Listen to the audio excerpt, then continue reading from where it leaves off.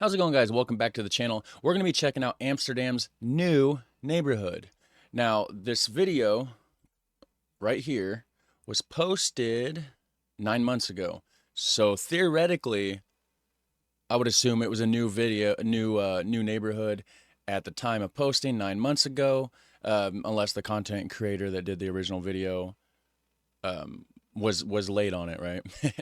In which case, hey, I can only go by what I know in these videos. That's why the comments are great, because you guys can let me know what's real and what's not real, right?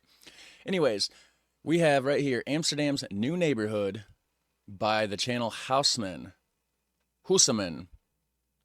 however you call it. I'm gonna hit like. If I enjoy the video, I'll hit subscribe. You guys should do the same thing. There will be a link to the original video in the description section down below, as always. And we're gonna jump into it and find out about this new neighborhood. These days, when developers are constructing projects, they end up looking eerily similar. There's something about the zeitgeist that leads us to produce these predictable boxes.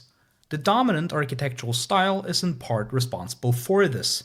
Sure, previous styles also produced similar looking buildings, but with the advent of modernism, it became normal to strip facades down to their bare minimum while also abandoning local materials.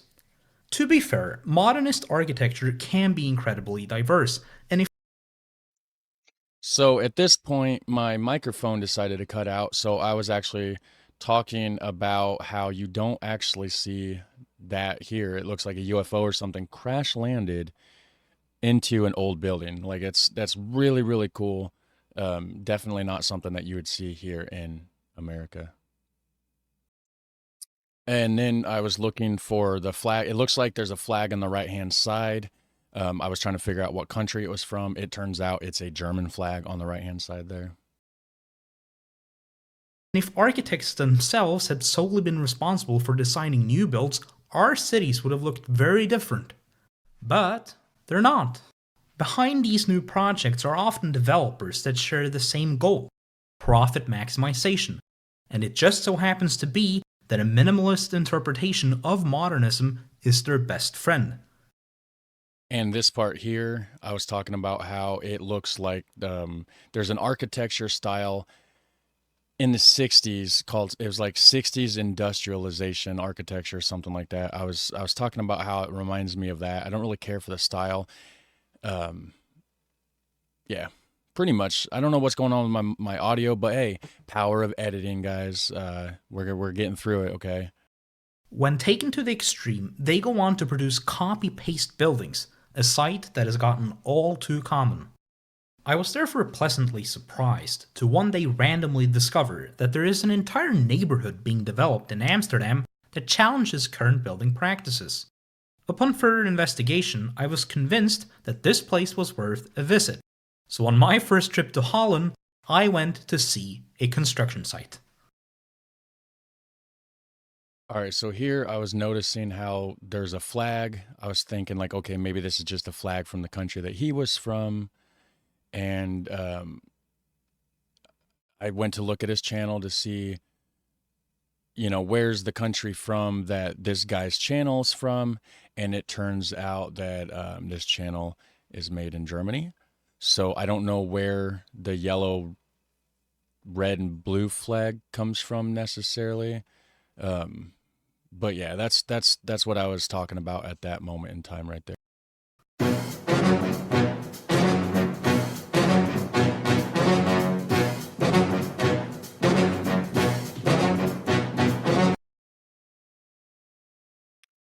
This part I was noticing how the architecture looks pretty Dutch for the most part for the front of the houses. Maybe not so much the ceilings, because I think the Dutch buildings are flatter on the top.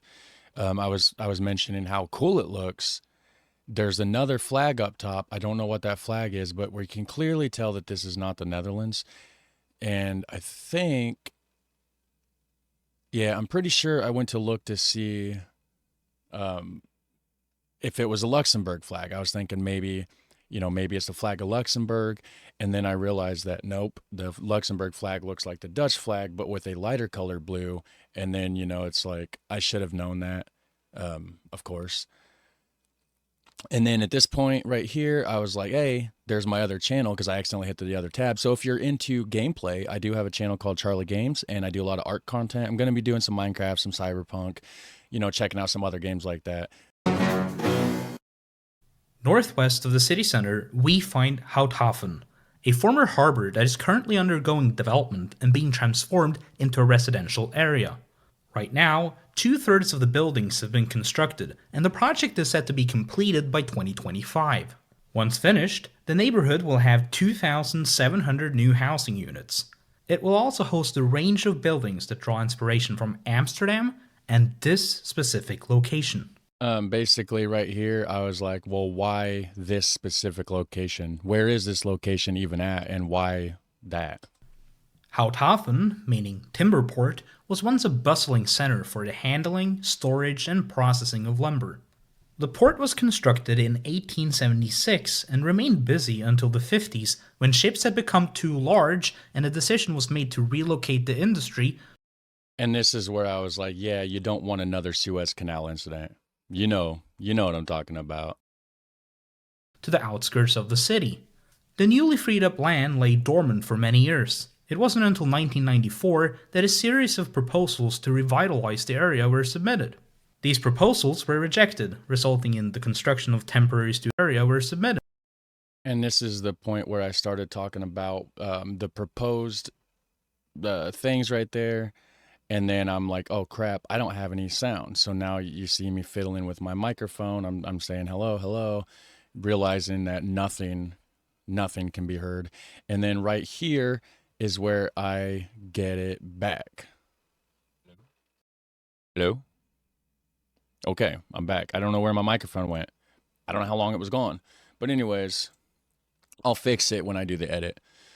So we have 4 different proposals, and this looks like... So is this where the housing units are going to be, where the black is? Because this is like out in the harbor, it looks like. So were they just going to make new docks or something? I don't know. I guess they didn't do none of it because it got rejected. These proposals were rejected, resulting in the construction of temporary student housing before the current plan was approved in 2010. It is precisely this plan that makes Houthaven unique. Careful measures were taken to create a distinct place rather than just another contemporary-looking neighborhood. The area's overhaul encompasses not only buildings, but also the topography. The idea is to turn what was once a large dock into an archipelago of 7 residential islands. Okay, so it was docks. I was correct on that. The islands will be arranged to form canals reminiscent of Amsterdam's layout. This is one of many actions taken to create an extension that both feels and looks like a natural part of the city. The goal, however, is not to build a retro neighborhood that is copying the buildings of the past. Rather, it is to create a modern interpretation of Amsterdam, one that respects previous styles. Why don't they just do their own thing? Why they got to copy Amsterdam anyways? Most of the Netherlands don't even like the Amsterdam people. Like it's too international. It's not Dutch enough. Like there's a lot of people in the Netherlands that are like, yeah, Amsterdam's not even Dutch. Obviously it's a joke. Obviously it's in the Netherlands as Dutch, but because of the influx of migrants and, all that kind of stuff, there's just such an internationalness there that it's hard to find real Dutchies. And then when you do, they don't want to speak to you in Dutch. They want to speak to you in English because there's a lot of people there that don't speak Dutch because of the internationalism and all that. So it's kind of like a separation in the Netherlands when it comes to people from Amsterdam and stuff and like the rest of the country, it seems like. The decision was made to approach this project in 2 stages. The first stage established a common framework, while the second stage gave each island the ability to further develop its identity within this framework. The concept is for each island to have its own theme while also blending well with the others. That's kind of cool. All right, I'm on board with it. One architectural firm is overseeing the general design, while many more are responsible for individual buildings. The common framework includes both aesthetics and functionality. When it comes to aesthetics, materials such as brick and wood are preferred because of their ability to age well. The project's visual quality plan explicitly states that the use of concrete and glass will be kept to a minimum. The plan but yet they're covered in windows. that are made of glass. Also makes it clear that excessive variation can lead to a chaotic and unclear whole. Thus, a balance must be found between the common characteristics and the unique features. This is why the size and style of every building are I was predetermined. gonna say, like, yeah, all these buildings that they showed earlier, they all have like the same height. Yeah, excuse me. Very similar styles, so that makes sense. That way they're not all over the place. As for how it will function, the neighborhood is designed to be mixed use. There are various residential types, and the streets are built for people. That is not to say that it's car free, but they're primarily Is that placed even a underground. car? It looked like a it looked like a go-kart that's trying to be a car. Sorry, guys. In America, you don't see that. We do have tiny cars. You know, you do see them, but it's not like a massively common thing. A lot of people in America, you know, they're the bigger the vehicle, the better. You know, and you don't even need a truck, but yet there's people out here driving like massive pickup trucks for no reason at all. They're just going to work and back. They don't ever put anything in the truck bed. They don't ever need to haul anything. They just have that mentality that, oh, well, I just want to be the biggest, baddest thing on the road. Unnecessary, waste of gas, waste of space, waste of a lot. You know, but to see that in reference to a car just looks like an overgrown golf cart, guys. People. That is not to say that it's car free, but they're primarily placed underground in parking Like garages, I'm pretty sure making the bicycle tires are taller than the tires on that car. most streets pedestrian and perfect for block parties. These pedestrian streets are not only intended to be important places for social interaction, but are also meant to provide a sense of safety. All buildings, where possible, will have front doors and high activity rooms facing the street. The idea is that everyone should somewhat know their neighbors. Yeah, that's different than America.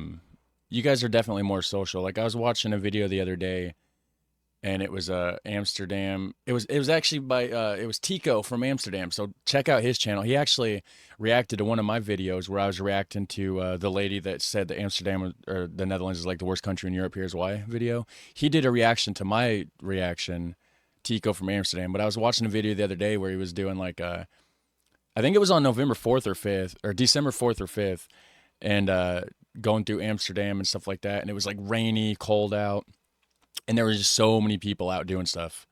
You don't see that here. In regard to the second stage, the individual freedom given to each building depends on two factors. The first one has to do with significance. A few structures have been designated as special as they serve a specific purpose within the urban development plan. These buildings are not constrained by strict regulations, giving architects more creative freedom in their design as long as it adheres to reasonable standards.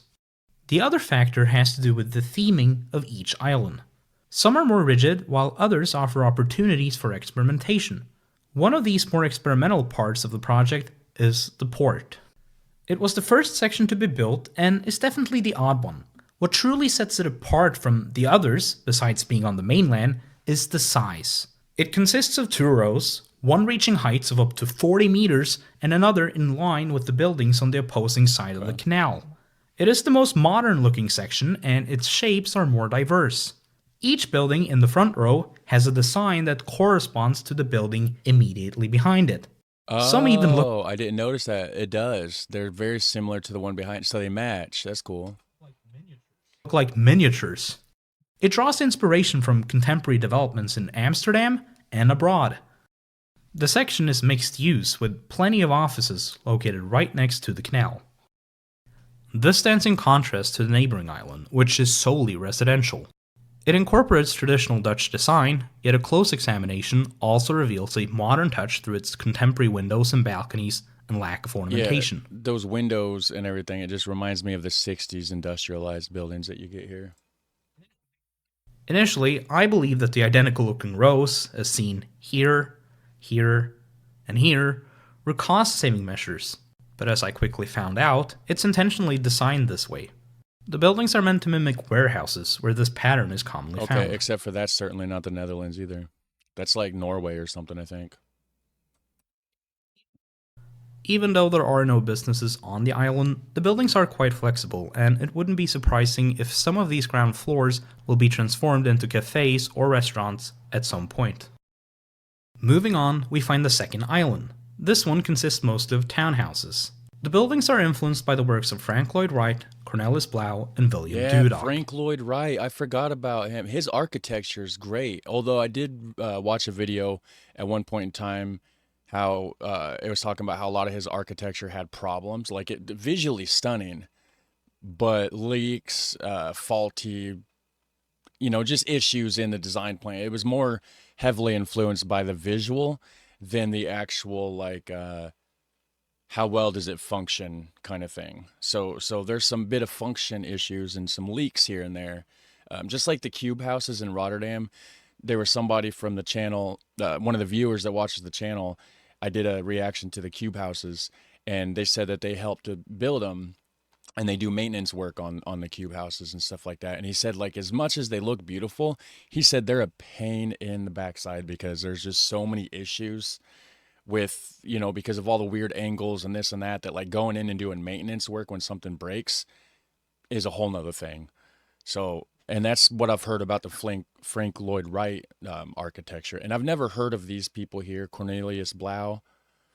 I'm assuming that's the Dutch word for blue. I think that's what it was saying. I was learning, on Duolingo. And Willem M. Dudo, I've never heard of him either. That sounds like a Dutch name too, because it's Willem, not William. But and Frank Lloyd Wright, I don't know where he's from. I can't tell by the name. Sounds American, but American names came from Europe, so that's clearly not an indication. This is where the project's community-centered concept is at its strongest, in part because it's no longer a construction zone and has had time to settle down. But there's also more to it. The street is exclusively for pedestrians, as cars are parked in underground garages.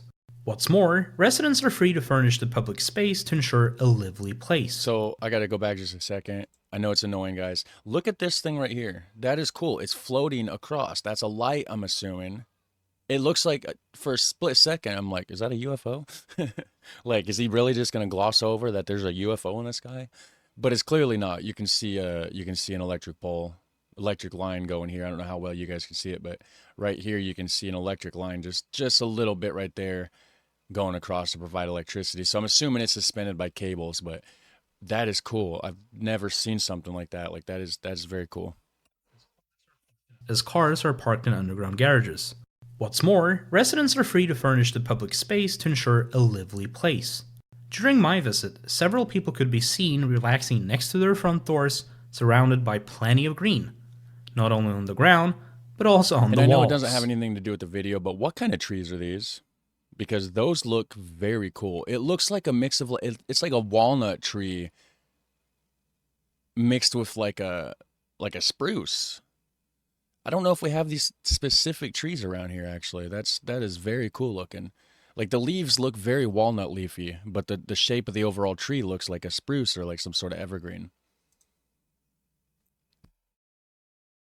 The third island also has a social focus, but this one isn't only communal, as it also addresses a societal issue. Okay, what kind of societal issue? But first of all, I was going to pause it because this one has such a massive difference in the way it looks. The first islands, they look like regular buildings, and then this one, it looks like they wrap around and there's massive courtyards in the middle instead of it just being a row down the center like these ones. So those ones over there are more open. You got that big row in the middle, the outside garden area. Over here, it's sectioned off. So this building has their courtyard. This building has this court. So this people over here is harder to socialize with the people over here. So this is more isolated, I believe, than the other ones. But this one isn't only communal, as it also addresses a societal issue. Property prices in Houthaven are quite expensive, and to ensure that the neighborhood is accessible to various income groups, around 20% of the units have been dedicated to social housing. Yeah, and it's not just Houthaven that the housing prices are increasing, guys. It's everywhere. This is 2023. Inflation's going up. The world's going to shit, no offense. Prices on everything is skyrocketing. Absolutely. The entire island is made up of apartment complexes designed to blend in with the already existing Spaarndammerbuurt neighborhood. which is heavily influenced by the Amsterdam Well, that school. was cool. Existing Spaarndammerbuurt neighborhood, which is heavily influenced by That the looks Amsterdam. very cool. I like rounded stuff.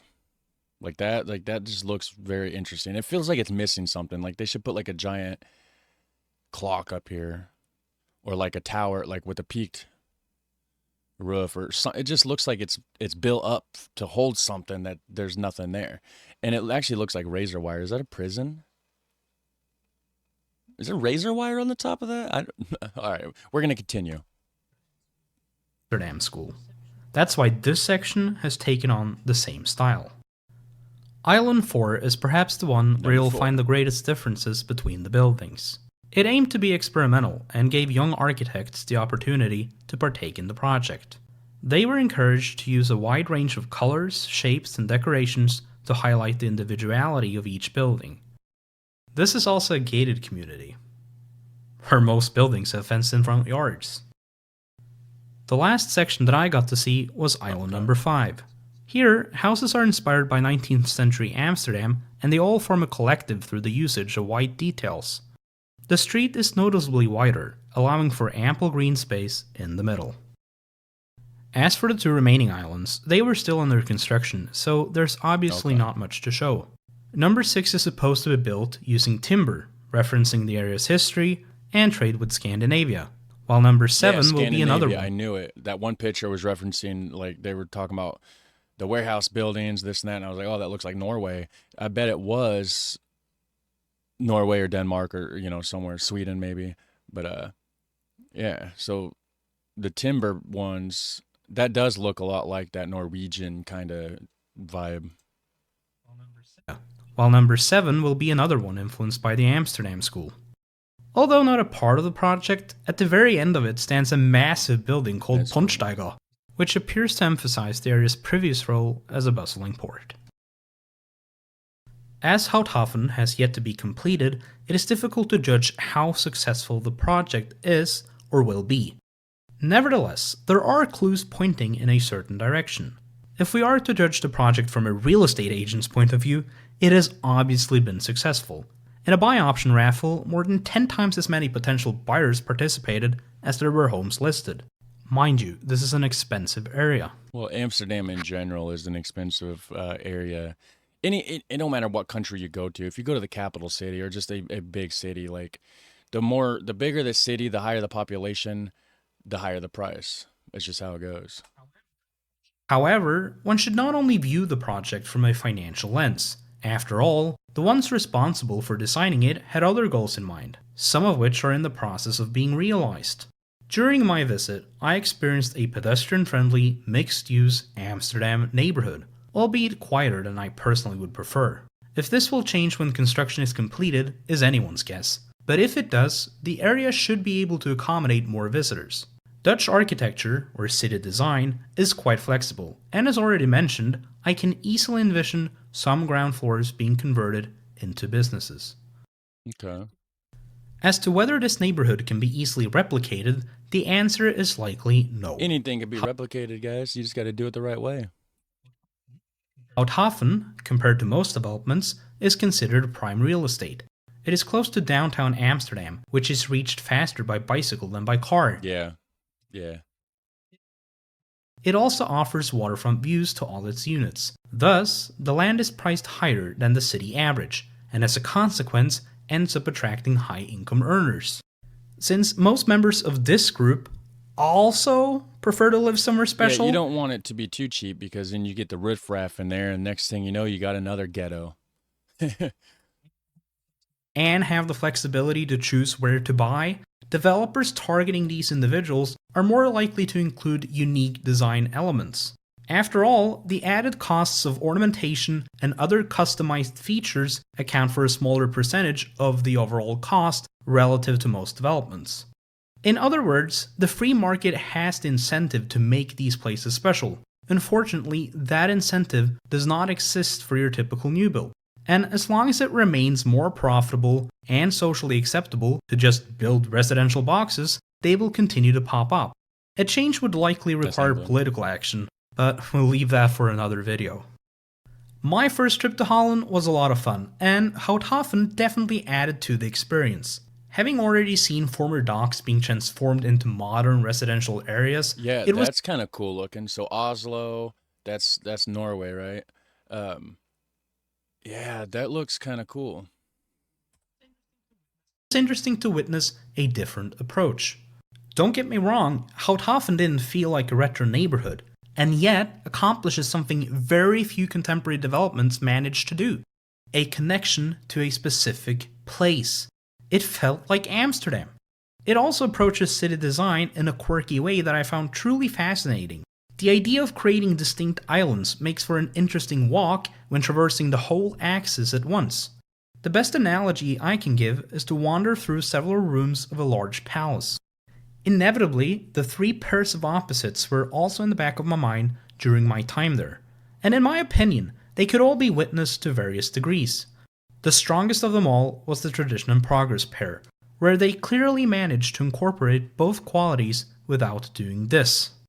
The ability to literally and figuratively bridge old and new is what truly sets this neighborhood apart, and it is why I thought it was worth a Nice. visit and a video. Yeah, that's very interesting. We're gonna see if there's any good comments here. I accidentally went through Houthaven when I visited a conference in Amsterdam. It was 8 a.m. and everyone was outside with their kids, chatting with each other. I've never seen a new development that was so vivid, and so many people have access to a canal. Truly stunning place. Yeah, okay. As nice as Houthaven is, the plans are from the 90s when they thought the city would be finished. That's why it has relatively low density. You can see a similar thing in Ooststelijk, Havenberg, which was developed at the same time, but then also got built at the time and not around 15 years later. It's nice enough, but too much lower density single family housing. The least they should have done is put more Woningen there. Basically two single family homes on top of each other, like you can find in many other older Amsterdam neighborhoods. Eichberg, also designed in the late 90s, was supposed to be much bigger and have a proper metro rather than a light rail line that's often at capacity like it is now, with only half of the housing of the entire project. That's a being finished at this time. Eichberg, Havenland, was supposed to have a third, more residents, which would have made commerce on the island more viable too. It's now considered a little boring when Strandeland, I'm sorry for butchering these guys, is getting built. They're planning to put all these people on an isolated island onto the same tram line? Question mark. Yikes. Side note: the reason why Houthaven is not more commercially mixed use is because they didn't want to cannibalize the commerce in the existing neighborhood next to it, which was struggling in the 90s to be more attractive. I'm not going to read the rest of that. That is a massive comment. If you guys want to, of course, there is links to the original video in the description section down below, and you can just, or pause the video and read it if you want. But anyways, that's about that. You guys have a super fun, awesome day, and I will certainly catch you in the next one. Take care. Bye.